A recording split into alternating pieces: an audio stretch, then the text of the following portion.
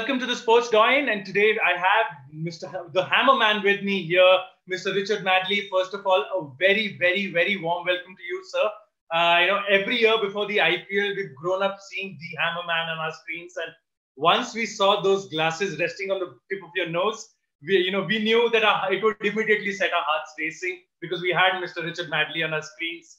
It has been a pleasure to witness you in action, sir. You've actually called out for some of my favorite players of all time. The likes of AB de Villiers, the likes of Kevin Peterson, who you've mentioned many times in interviews past. Gautam Gambhir, who did actually come up and say thank you to you for post his move from Delhi to Kolkata. We're just so grateful to have you here joining us for an interview. Thank you so much, and hope you're doing well in these tough times. Well, thank you very much for inviting me, and I'd like to say what a pleasure it is to be joining you and your listeners here today. The snow has stopped in England. The rain is driving down, and it's just above freezing. So to talk about cricket and to talk about the IPL and to talk about sunnier things is a pleasure. For me, and it's just an absolute pleasure always to come back and talk about some of those wonderful highlights of the auction. Being involved in it from the very start it's been a very important part of my life as well, so very happy to share any stories with you today. Some of you might have heard them before. We might be able to share a few tidbits for your listeners today that perhaps they haven't heard before, an exclusive possibly. Yes, that's exactly what we're going for, Richard, because I'm sure yours is a face that, as I said, it's synonymous with the IPL since the very, very, very beginning of the IPL, and almost everyone who's followed the IPL knows who the Hammerman is, knows that beautiful gabble of yours, and has followed you with exemplary interest. And just to begin our conversation, because the profession of auctioneering is still an extremely niche field, especially in a country like India. And for our viewers, and of course for us as well, could you please tell us as to how did you get started in this industry? Because it isn't something that you would really have a bachelor's degree for, is it? Or it isn't something that you would study to get into, because unfortunately or fortunately in India, that is the process to go to. You want to be an engineer, you study to be an engineer.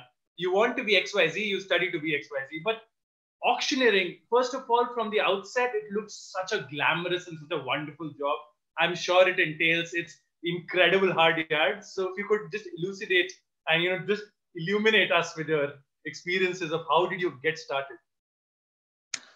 Yeah, indeed. Well, my father was an auctioneer.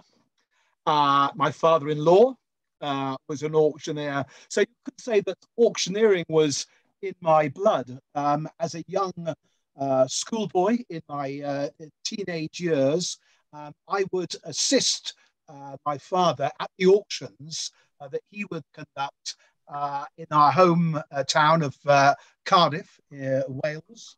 And my father would stand on a stepladder.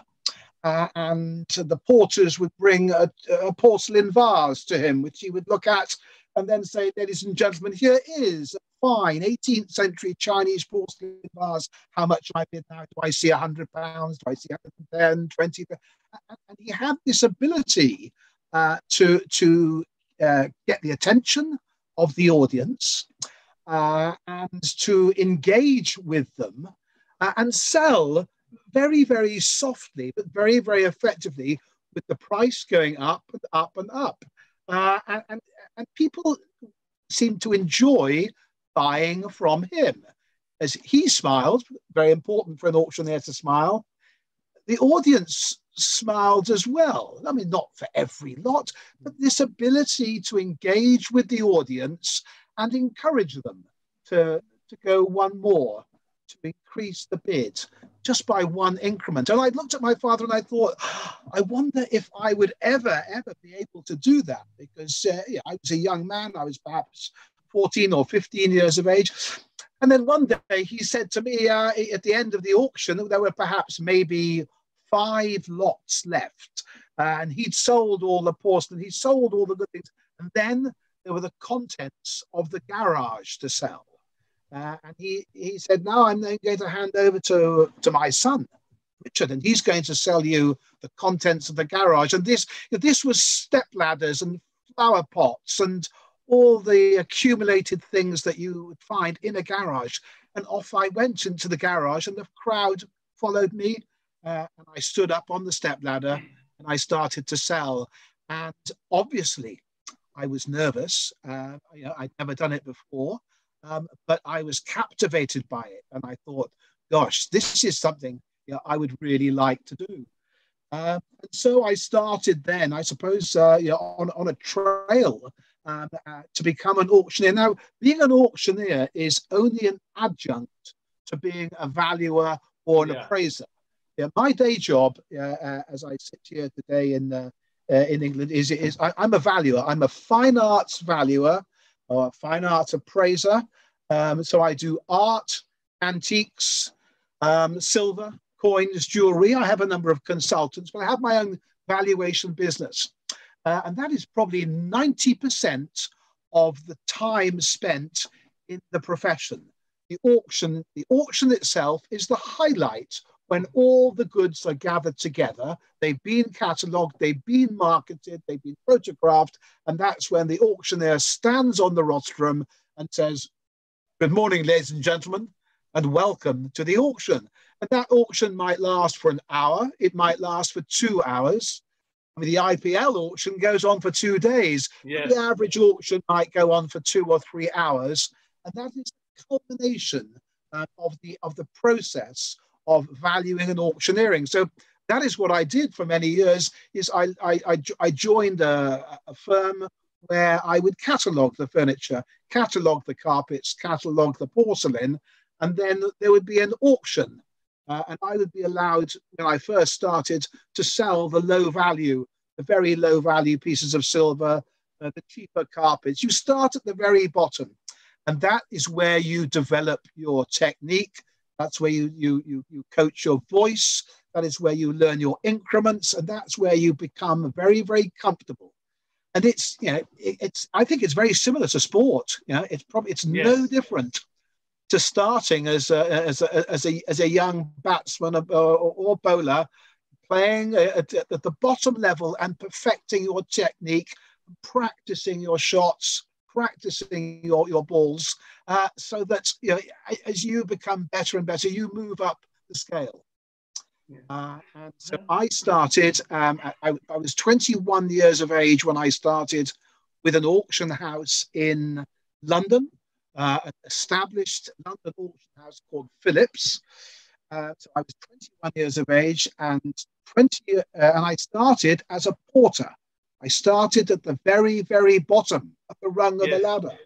I didn't go in as a graduate trainee. I didn't go in as somebody who had expertise. I started at the very bottom, and I worked my way up. And on my 40th birthday, I was appointed the president of Christie's East in New York. So I went from porter to president. It took me 20 years, but that's the story. And so auctions have been very much part of my art and antiques. My great love is sport, especially cricket. So the combination of a lifetime of auctioneering and a passion for cricket made me, I think, a very suitable candidate to get involved with the IPL when the concept, just the idea of an auction was being discussed very early in 2008.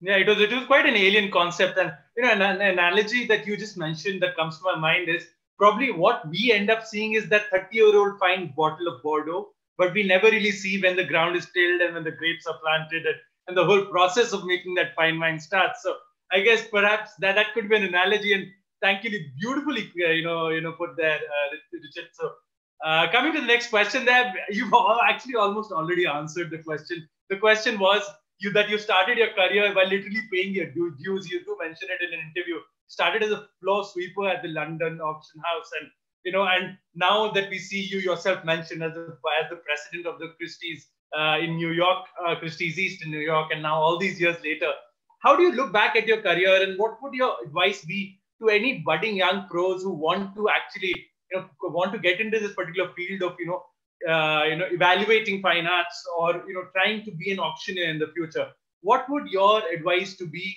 to these young professionals who might want to follow in your footsteps?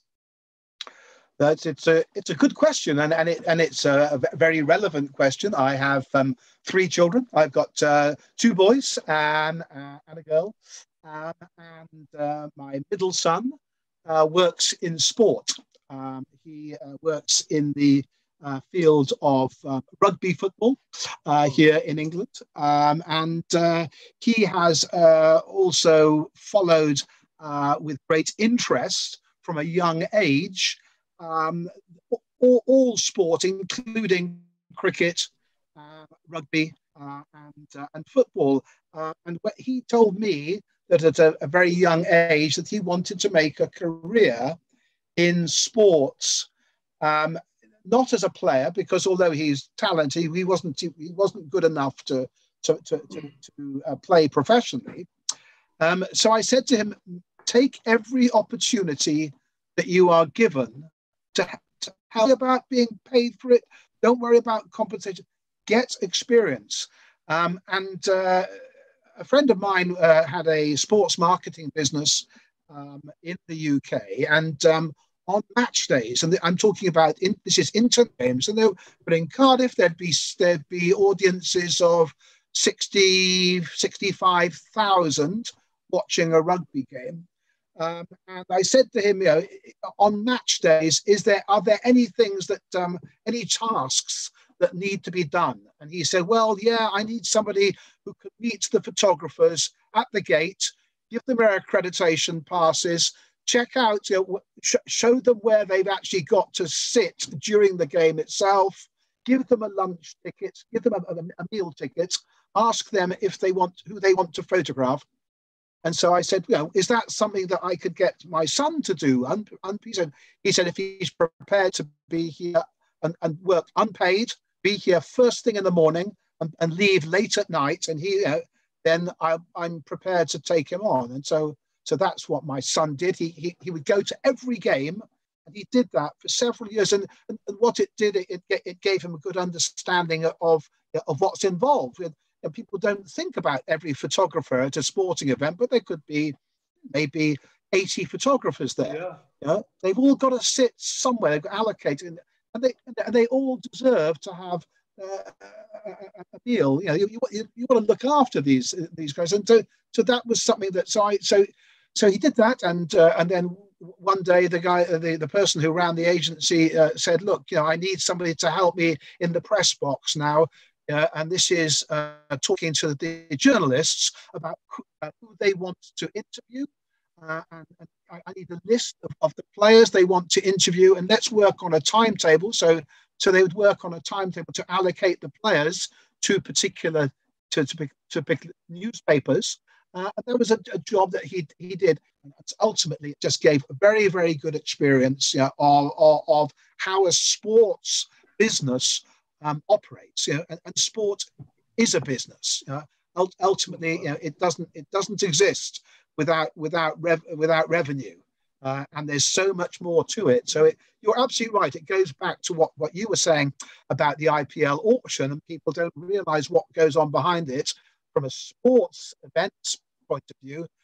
What goes on to putting a match on. You and your listeners will understand. There's a lot more to it than the players coming onto the pitch and starting to bat and bowl. So my advice to you is, take, if you can, just grab any opportunity to work unpaid, to grab those opportunities and to say yes. Even if it sounds very trivial, take it on, because you'll learn from it, and one day it'll be just great. It'll always be great experience. All right, I'm sure we'll all take that on board. Just this is the third question I'm asking you, and I think I'll start getting negative comments on the, in the comments below if I don't ask about our beloved gavel. As you say, it's the most important gavel in the world right now. And with you being asked by the Lord's Cricket Museum, and of course maybe hopefully in the future by BCCI as well, once they do establish their own cricketing museum, proper cricketing museum that probably is going to come up in Calcutta. Yours is one of the faces that has become synonymous with the IPL, as I've said many times. How have you handled the fame and the adoration, especially in India? And how is our beloved Gabby doing? Well, for this part of the question, I should put on the. Of course. I should put on the glasses. I should at the end of the nose, the tortoiseshell half-rimmed glasses, which is synonymous with me at the auction. And of course, here in front of me is the IPL gavel, the gavel with which I conducted every auction for the 11 auctions that I conducted for the IPL. So there have been some really famous players who've come under this hammer. Many who've been very successful. I'm afraid some who have failed. But the gavel is trademark. It's become the trademark, and it goes everywhere with me whenever I'm in India, and people request a selfie, and it's the gavel they want that's more than me. So this very special gavel, and while we're here now, I just think you perhaps should just hear it. Sold.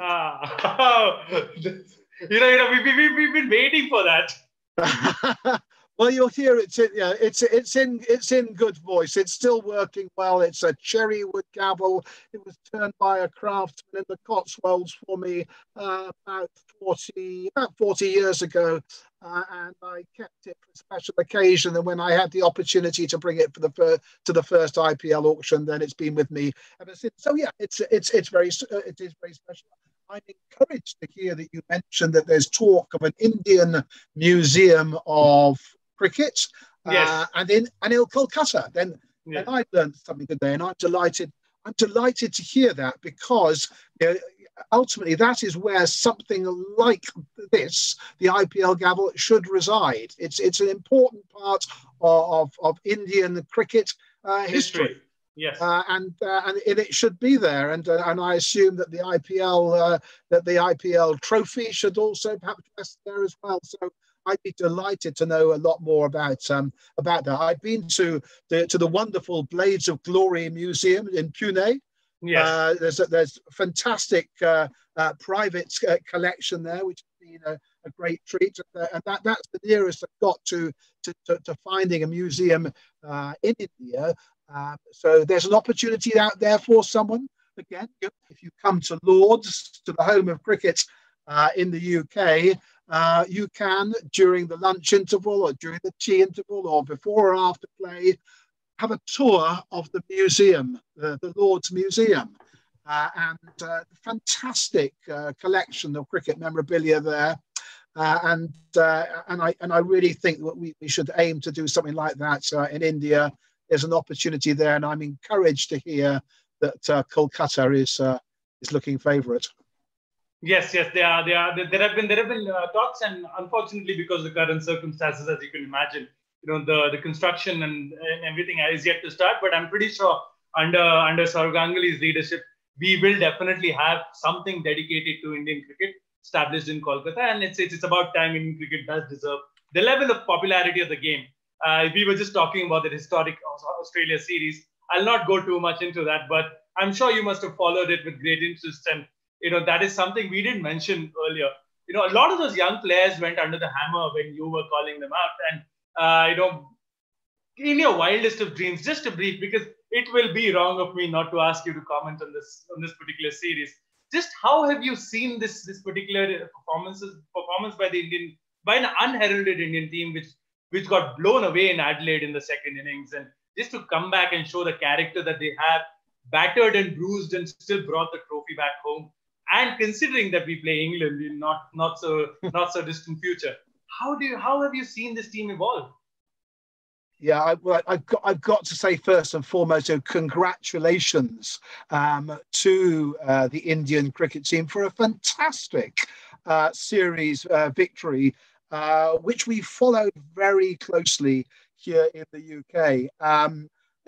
For many reasons, but what we love more than anything else is a team that goes and beats Australia and beats them in their backyard. And your team went out there and did that in such style after such an extraordinary start, and just showed real character, real resolve, and a new generation of players coming through. Huge congratulations. Obviously we were in England delighted that you beat Australia. Naturally, we're next. So coming to India. So there's going to be a lot riding on that, and then of course we're welcoming you, the Indian team, to England in our summer. So, gosh, there's going to be a lot of cricket to look forward to. But it's those young players coming through in the Indian side, and the fact that you can suffer injuries and there are withdrawals from the team for very natural reasons, and people who can step up to the plate and perform, and players who, as you say, have who cut their teeth in the IPL auction, coming in as unknown talent and now being heroes of the nation. Who would have thought that?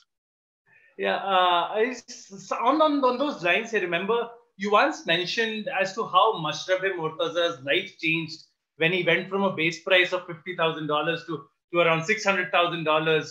Are there any such stories that you remember and that you could share with us, wherein you might have had a slight peek or an insight into a player's personal life prior to the auctions, and as to how their world entirely changed around them post the auctions and post that first IPL that they may have played?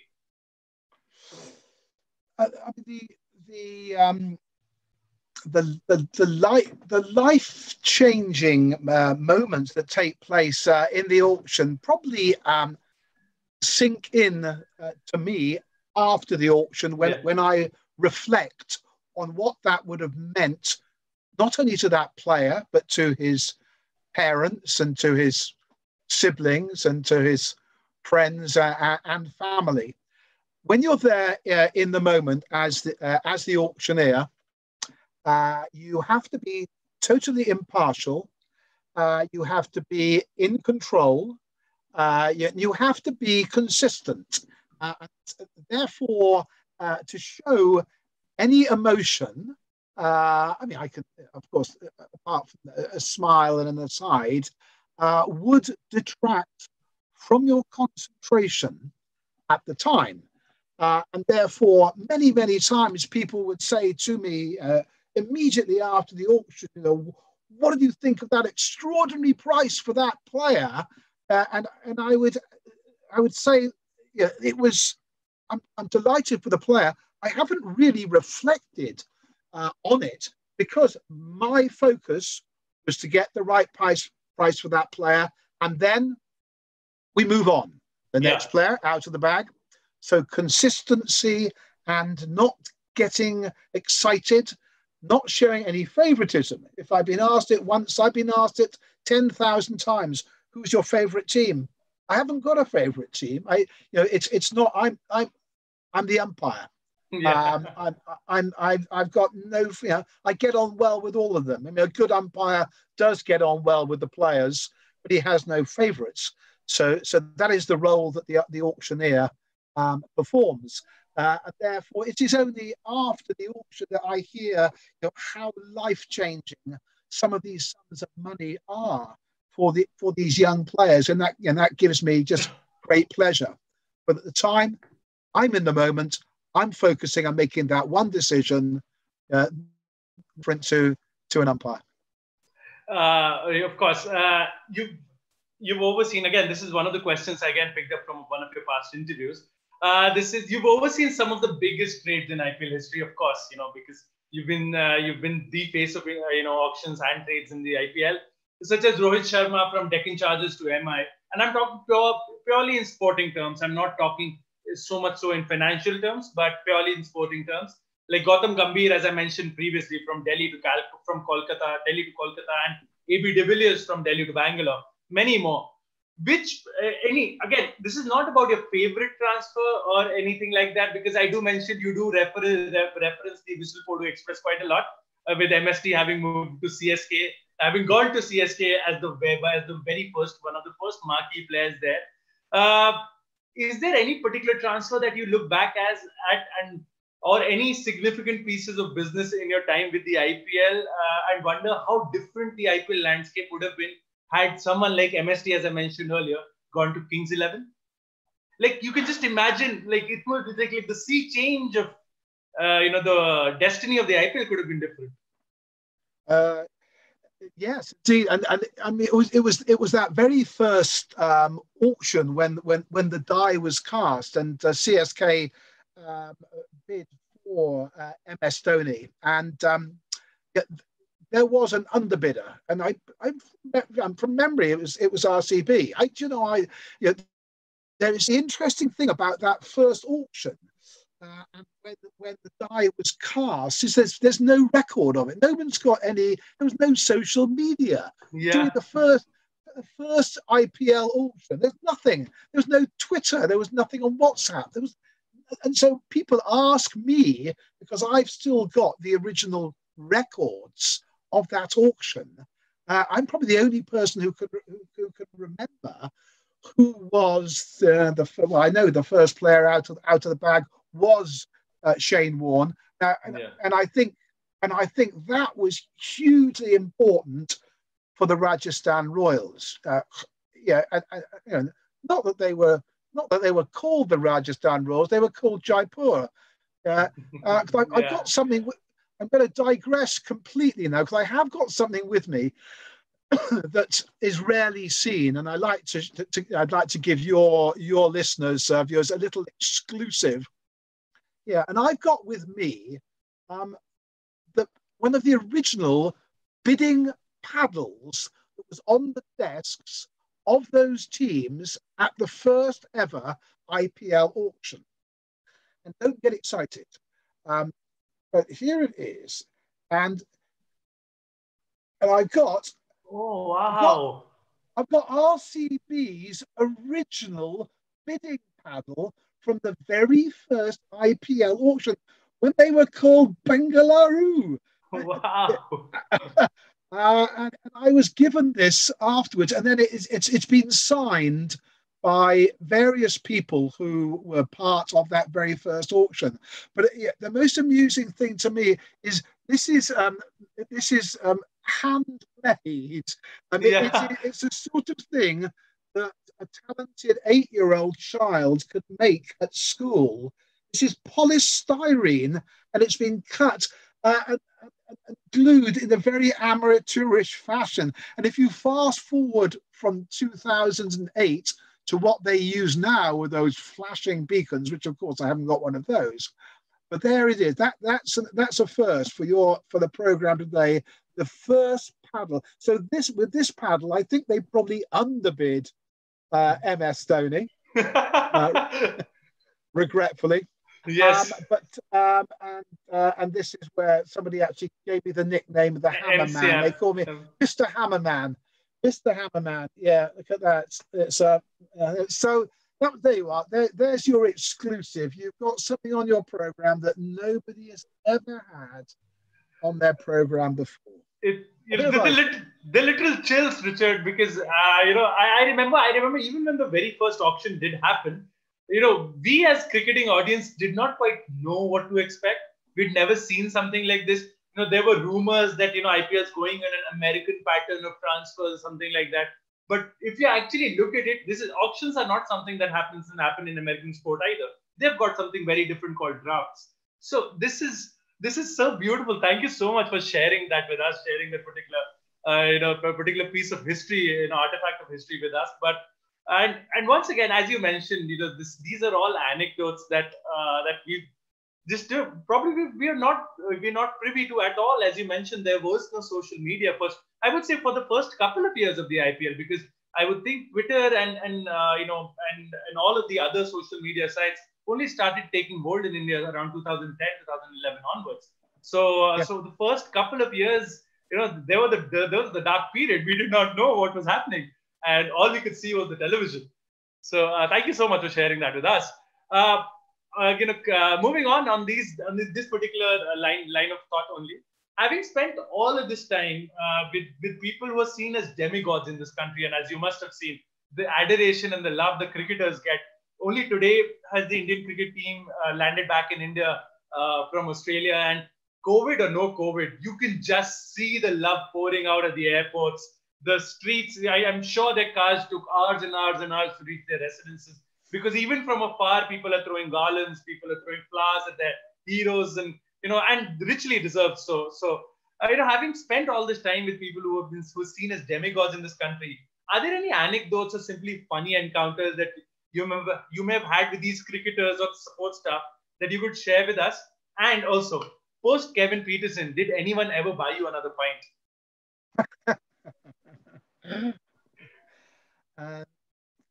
It's interesting because I stand on the stage in front of a live audience in the room of perhaps 200, but then go out to millions of viewers around the country. I am very well known, very well recognized, and I've got many friends and followers.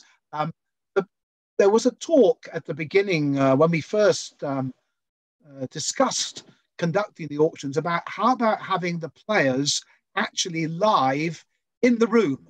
How about bringing them on stage and getting them to stand there in front of those potential team owners and to auction them off. And but it was decided that could be a real spectacle for some. It could be a huge disappointment for others. So and also cricketers by their nature are out there playing cricket. During the IPL auction, most cricketers are doing what they do best. They're out there playing cricket, they're on tour, they're in the country or they're out of the country.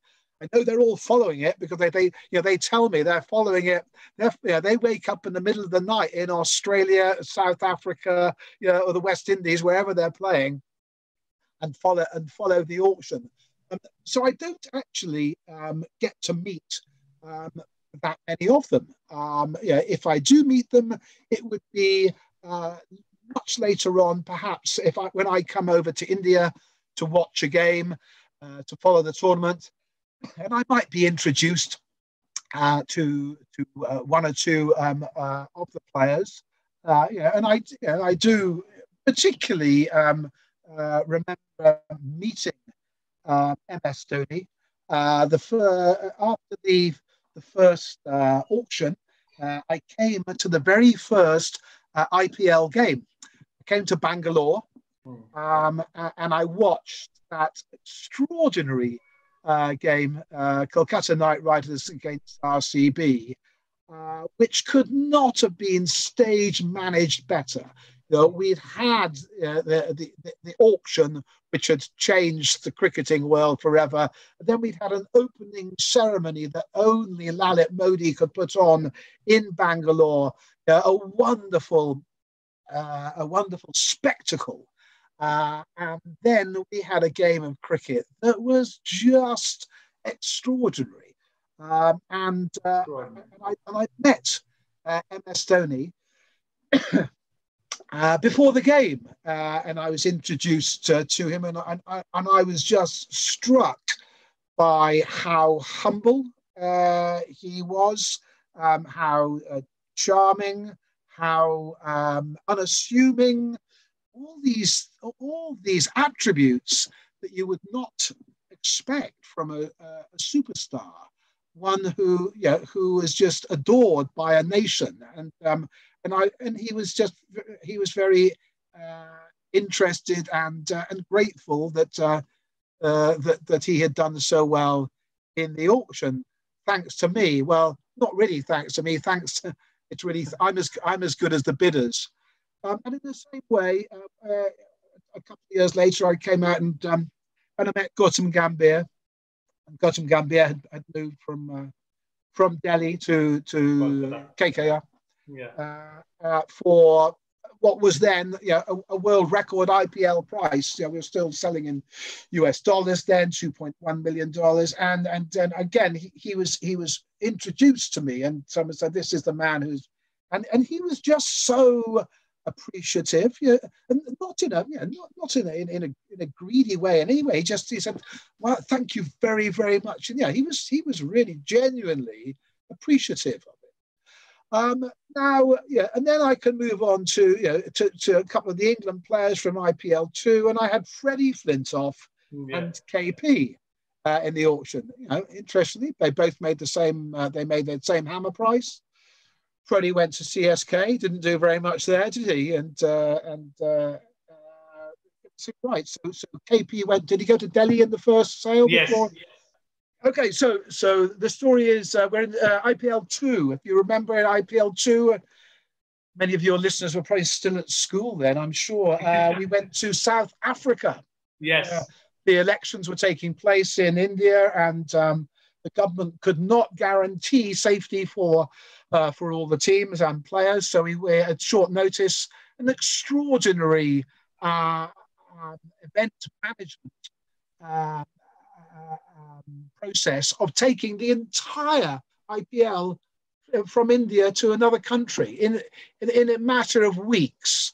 Hats off to IMG, who, topically have now parted company with BCCI, but for many years have run the tournament, and they took the tournament from India to South Africa, which for any sports event students listening in there, that is a logistical nightmare, and they did it almost seamlessly. I went to a match. Port Elizabeth. So I think CSK were playing RCB. So here it was. It was the trade-off. It was, from an English point of view, found it was Freddie Flintoff against Kevin Peterson, and I saw Freddie after one of the matches, and he was just come and have a beer with me now. So, and you've got to be careful when Freddie Flintoff, when he drank, because now he doesn't drink, when he drank beer, you've got to be very careful. So you'd say, "I'd love to have one with you, Freddie." He probably wanted, that means he wanted to have 1 gallon with you. And I enjoyed having, and we were having a beer, and he chatted to everybody. He was just, everybody was coming up, and he would sign autographs, and actually, it was early days, hardly any selfies. That was another, it just shows you, 2009. So, and we chatted, and it was all great fun. And the next day, I went to the game, and I was staying in the same hotel as RCB was staying in. So let me see. It was. I better get this right. The team bus was due to arrive. But you better help me here, because would KP have been playing in season 2 for Delhi or for? I think it would have been Delhi, sir. So it was Delhi. Okay, so it was then right. So let's get this right. So it was CSK DD. So the Delhi Daredevils bus was due to arrive, and all the players were all congregating in the lobby of the hotel, and with all their kits there, and they had to be at the. If I could interrupt you. I stand corrected, sir. KP moved in 2009. You're right. He moved to the RCB in 2009. You were right. Okay. Good. Okay. No. That's Listen. That's fine. So the team bus was due there, and before I had left to go to South Africa to the tournament, a man had come up to me and said, could I get him an autograph for his young son? And I said, well, yes, if I can. Which player would you like? He said that he would like Kevin Peterson because his son was a great fan of. So I thought, well, I said to him, if I ever see him, and of course, but the chances are very, very remote because the players are kept a long way away from the fans and followers. However, here I was in the hotel lobby. I was going to go to the match, and who was sitting there in the lobby but Kevin Peterson? And he was on his phone. And Kevin Peterson didn't know me from Adam. Yeah, and I went over and I thought, here is my opportunity. And he was looking at his phone, and I said, "Excuse me, Mr. Peterson, could I have your autograph?" And he didn't look up. He just said, "Why would you want that?" I said, "Well, it's not for me. It's for a young fan." And he said, "Well, I'm not very keen on signing autographs."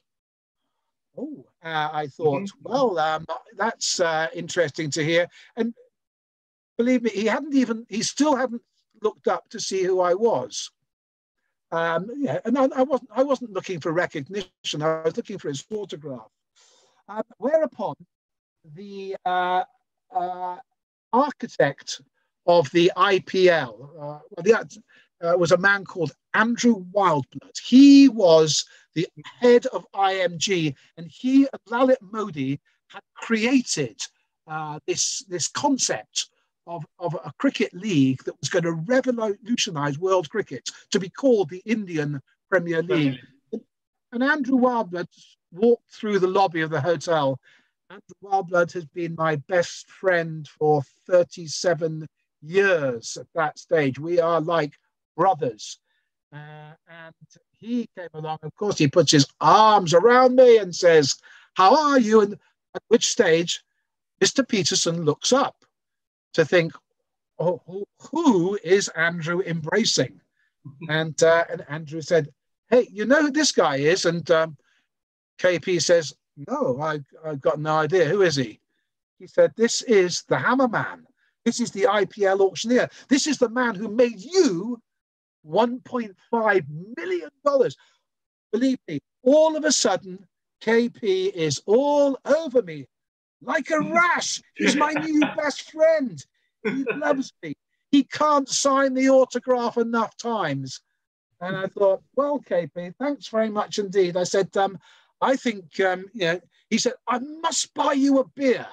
Must buy you a beer one day." And I said, "Well, that would be great. Freddie bought me a beer last night. Kevin Peterson has never bought me a beer." Oh, he hasn't. Oh, you know. No, he hasn't. He's been doing a lot of videos for the host broadcasters back there in England for this England series. I hope this video somehow reaches him. KP, I think you owe Richard one point at least, if not many more, considering he was the man, as Andrew said, who made you a millionaire. Oh, come on. Yeah. That's such a wonderful story, Richard. Yeah, there are two exclusives. You've had the Bangalore bidding paddle and a true story with Kevin Peterson, and that's what these conversations often bring out. There are so many stories to be told about the IPL and the background stories, the things that people are just fascinated to know about. I mean, I sent out a tweet of my auctioneer's sheets, the first ever auctioneer sheet, because everybody sees me standing there looking down at a piece of paper with my glasses and my hammer, and I'm writing down who, and I've got every one of those sheets here in my office, and one day I'm going to bind them up, and they should be things that should be shared. They're part of cricketing history. It's IPL, but it's bigger than that. It's the world history of cricket. Yes, Richard. You mentioned those sheets. The first thing that came to my mind was you're almost exactly like Mr. Clive Tilsley. Mr. Clive Tilsley makes commentary charts before he goes and actually commentates on a match, and those commentary charts are available for fans to purchase or for museums to actually get and display. So it would be lovely if, if there could be a portal for, all of us, if not get those sheets, but just, they're massive. As you said, they're ingrained as a part of history, not just Indian cricket, it's world cricket. And at this stage, IPL is a world stage as of now today. So just the last couple of questions. I know we've kept you for a very long time. This question is something that's more of a personal question for me, because we saw that the whole spot fixing fiasco in the IPL in 2013, and all of that entailed the ban for the two franchises for the couple of years that it brought in along with that. How different and difficult and strange was the atmosphere the year after that when you were back in India? And for everyone who was associated with the IPL, how difficult was it for you guys to, get back to that sense of normalcy that used to exist prior to these allegations and these, findings by the police? Because cricket in India twice has lost credibility. Earlier, it happened in the 99, 98, and 2000, that match fixing scandal around Hansi Cronier's team, Mohammad Azharuddin's team, and a few other leading cricketers from around the world. And then the next one was this incident around the Rajasthan Royals and the CSK as well. So how was your experience coming back to India, fraternizing with almost the same people post that, knowing such a huge mishap had happened? Again, I think being impartial throughout the entire process is very helpful to me. And I've had opportunities to get to know players or teams over the years I have turned down. I felt that I need to be. I say I am the sole arbiter of what goes on in that auction room, and I can look back on the 13 auctions that I conducted with great pride about the way how professionally they were conducted, how transparent they are. The fact is that each of those players' base price is published beforehand. Everybody who wants to know the base price of a player can get that information. That does not happen anywhere else in the auction world. So it was Lalit Modi's wish with Andrew Wildblood that the whole auction process would be totally transparent for selling the players themselves. And I would prepare for that auction in terms of working on pronunciation, understanding who the players were, and having an idea of their base price, and knowing their base price, but not getting swayed by personalities, by money, by the wealth of the audience. I tell this story which people think is quite funny, and it is very true. At the first IPL auction, I went into the ballroom of the Oberoi Hilton in Mumbai with my auctioneer's sheets and my gavel to conduct the first IPL auction. And there was a whole furore, the cheer and flashing of cameras as one person who was going to attend the auction walked into the hotel. And I was aware of this kerfuffle. And I said to the person who is that person? He says, do you know who that is? I said, no, I've got no idea. Who is it? He said, that's Shah Rukh Khan. And I said, Shah Rukh Khan, is he well known in this country? Slightly. And of course he came in and he took his seat on the table, the Kolkata table in that first auction, wearing his dark shades, looking pretty cool. But that was, that was, I suppose, in many ways a good thing. I was not overawed by anybody's wealth or their personality. And when we've only had two disputes ever, two in 13 years of auction. Only two. They both, as it happened, involved RCB, coincidentally. But there was a time when I had to just inform the owner, the then owner, of the RCB, that I make those decisions. That's what I'm being paid to do. Yeah, I'm there to conduct fair play, to give a decision that I think is right and fair. And I'm a human being. There's no, I can't go upstairs. I can't review anything. And therefore, you know, I've never attached myself to how much a player sold for at the time, or who went from one player to the other, or when Sourav Ganguly was effectively let go by KKR. I mean, I didn't really understand the implications of what that truly meant. And it's a very good thing that I didn't, because I might have started to have expressed that kind of that emotion from the auction podium. And then afterwards, when there were the scandals that involved a few teams in the IPL, I had one emotion, and that was disappointment. Yeah, I was disappointed.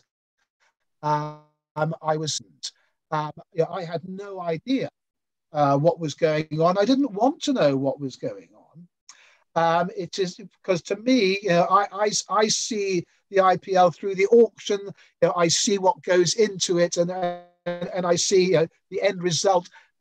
What happens afterwards, I have no control over. But the great thing was that it did turn itself around. The brand was tarnished for a time, but it has persevered and got stronger and stronger. And I hope put those times behind us.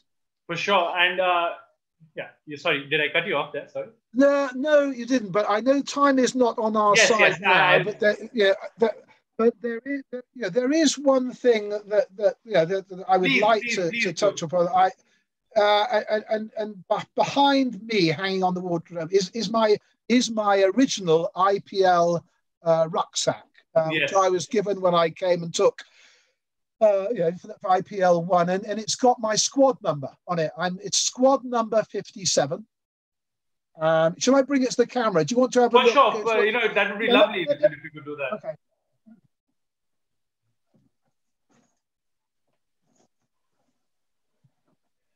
Apologies, it's very dusty. Right. No, not at all. So this is the exclusive today, and you've got to help me. You and the listeners got to help me how to market it. This is my own IPL backpack from Series 1. It's got my squad number 57. That's the Hammerman's date of birth. That's how old he is. And what I'd like to do is I want to give this to somebody in India, warning them that it's well used, it's well it's been back and forth in the auctions for me until I got a new one for many years. But make a donation or to auction it and give it to a COVID-related charity in India. I'd like to, for the proceeds, just to go to a worthy charity. Perhaps you could help me, and say, look, here's a charity. This is what we'll do. Maybe we'll stick it on eBay, or we could.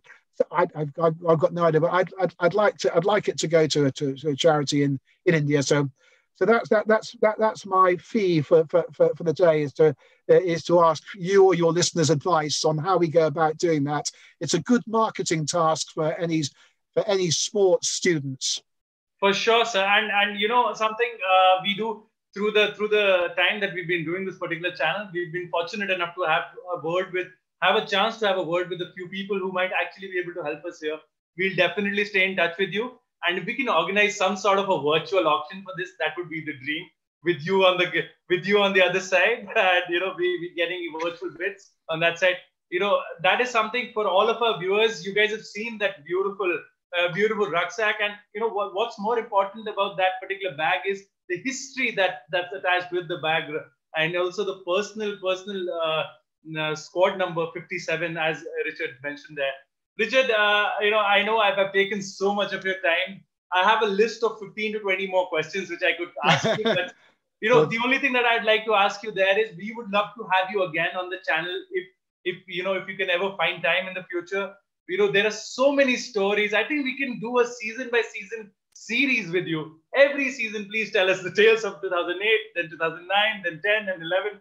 I think we can go on like that. So once again, thank you so much for joining us here. I cannot believe that the hour has just flown by, because it did not realize that we actually doubled the time limit that we requested you for.